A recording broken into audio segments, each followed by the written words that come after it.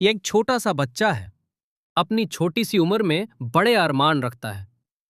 روز روز کی محنت، گرمی، تھکان، صرف ایک امید کے ساتھ رات کے سکون میں وہ سجدے میں گرا دعا کرتا ہے، اے میرے اللہ، مجھے اتنا رزق عطا کر دے کہ میں اپنی امی ابو کو عمرہ پہ لے جا سکوں۔ ایک روشن چہرہ اس کے خواب میں آتا ہے۔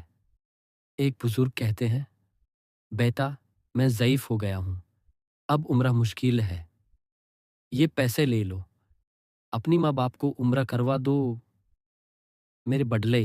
صبح اٹھتا ہے، ہاتھوں میں پیسے ہیں، وہ حیران بھی ہے، شکر گزار بھی، سجدے میں گر کر کہتا ہے، الحمدللہ یا رب۔